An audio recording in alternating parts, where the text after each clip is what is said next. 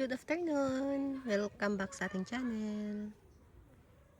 This is Plant for Kids. Ayan guys, dito tayo ulit sa plant truck na to. Tignan natin sila. So bali yung mga nakat ko ng mga ganyan, mga cuttings. Ayan, tinabi-tabi ko lang sila guys. Tinabi-tabi ko na lang sila dyan. So ganito na ang look nila ha. Parang lash, katulad nyan. Pero may mga cuttings dyan, as you can see. May mga cuttings din dyan. Ayan. So ganyan ang nangyari. Ang blackstone ko, lumipat na dito from another rack. Tapos ito naman, may cuttings ako dito. Nasaan na? Bakit parang nawala? Dito pala. So yan, tinabi ko siya dyan. Bali, ang ginawa ko lang guys is, lang, patong-patong, katulad yan, oh. Patong lang to guys, oh. Yan. Ganyan ang ginagawa ko ngayon. Majority sa mga ko, patong-patong na lang. Ito yung mga cuttings. Mga cuttings ng purple delight ko. Ayan, pinatong ko dyan para magbumukhang lash. Kunwari. Pero ang ganda niya. Ayan. Ito naman ay ating pistachio. Si pistachio natin is mabait sa atin. Ito yung may drops dati pero wala na siyang drops sa aking lugar. Ayan. Pero okay lang. Yan talaga. Tapos yan, yung cuttings ng ito, donkey tail natin, nandyan na. Tapos yung mga ghosty, nilagay ko na dyan. Tapos yung cutting ng pulbo niya natin, pinatong ko din dyan. Naglagay tayo ng mga bato-bato kasi nga nakapatong lang siya. Yan. Dito naman, ikinalat ko yung ni cubic frost. Yung tawag nito, yung mga ganyan niya, oh. Dahon niya. Kinalat ko lang siya dyan, guys. Yan.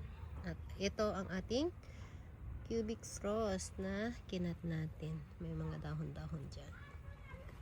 Pagpasensyahan nyo na yung mga ganito, oh, damo-damo kasi na-clean ko na to guys, pero ang bilis talaga nilang bumalik.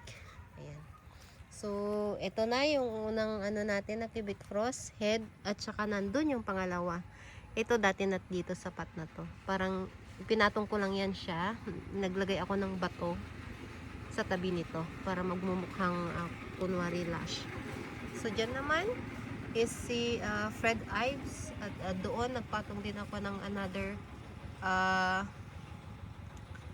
si yata yan, Ghosty ba? Si Ghosty.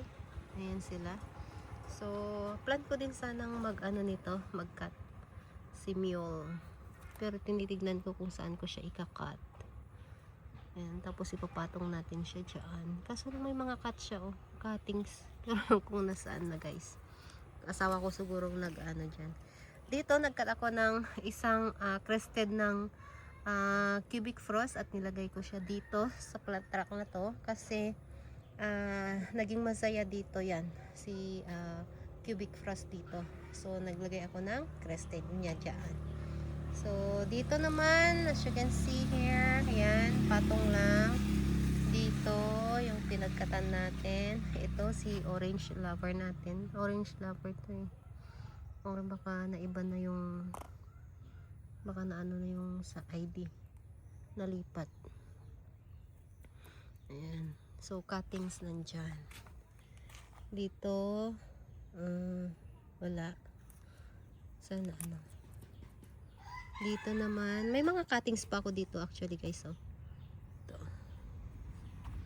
Iniisip ko kung saan ko siya ilalagay itong mga to.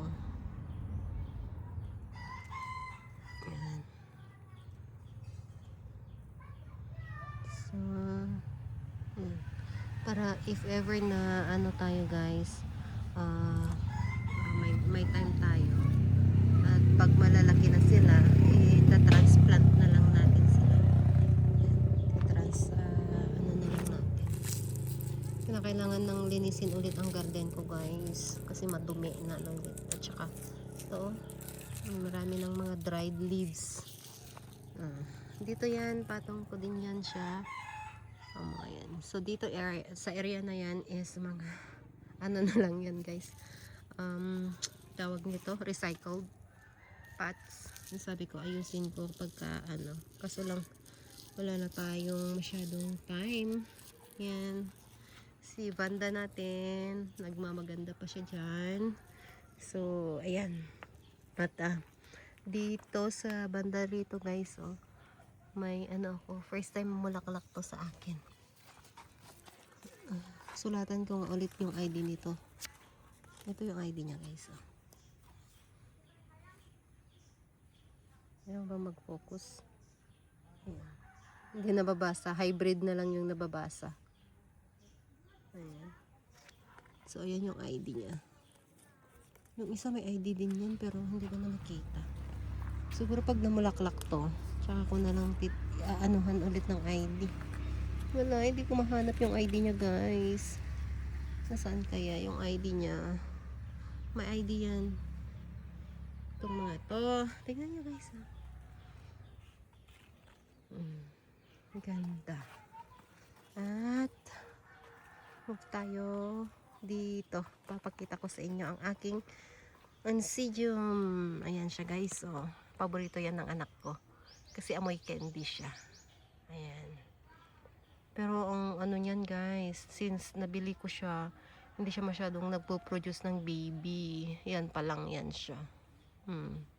Pero ang ganda ng amoy. Paborito yan talaga ng anak kong lalaki. Gustong gusto niya talaga yan. So, ayan sila. So, thank you for watching guys. Bye!